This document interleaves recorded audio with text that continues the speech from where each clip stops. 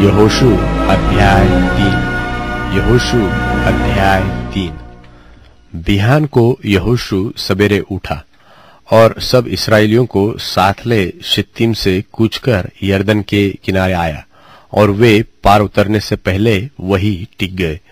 और 3 दिन के बाद सरदारों ने छावनी के बीच जाकर प्रजा के लोगों को यह आज्ञा दी कि जब तुमको अपने परमेश्वर यहोवा की वाचा का संदूक और उसे उठाए हुए लेवीय याजक भी देख पड़े, तब अपने स्थान से कूच करके उसके पीछे पीछे चलना, परंतु उसके और तुम्हारे बीच में 2000 हाथ के अटकल अंतर रहे। तुम संदूक के निकट न जाना, ताकि तुम देख सको कि किस मार्ग से तुमको चलना है, क्योंकि अब तक तुम इस मार्ग पर होकर नहीं चले।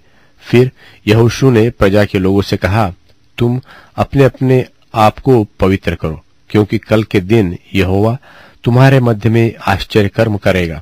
तब यहोशू ने याजकों से कहा, वाचा का संदूक उठाकर प्रजा के आगे आगे चलो। तब वे वाचा का संदूक उठाकर आगे आगे चले। तब यहोवा ने यहोशू से कहा, आज के दिन से मैं सब इस्राएलियों के सन्मुख तेरी प्रशंसा करना आरंभ करूंगा, जिससे वे जान ले कि जैसे मैं मूसा के संग रहता था, वैसे ही तेरे संग भी रहूं।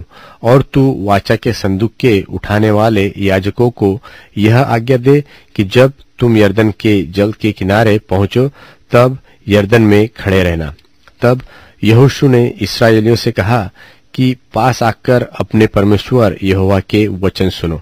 और यहोशू कहने लगा कि इससे तुम जान लोगे कि जीवित परमेश्वर तुम्हारे मध्य में है, और वह तुम्हारे सामने से निसंदेह कनानियों, हित्तियों, हिवियों, परिज्जियों, गिर्गाशियों, एमोरियों और यबूसियों को उसके देश में से निकाल देगा।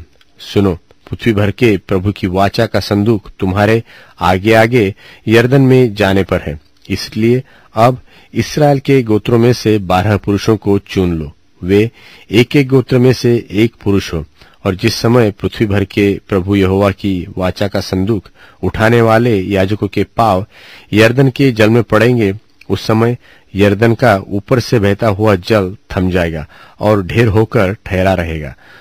सो जब प्रजा के लोगों ने अपने डेरों से यरदन पार जाने को कूच किया और याजक वाचा का संदूक उठाए हुए प्रजा के आगे आगे चले, और संदूक के उठाने वाले यरदन पर पहुंचे, और संदूक के उठाने वाले याजकों के पांव यरदन के तीर के जल में डूब गए।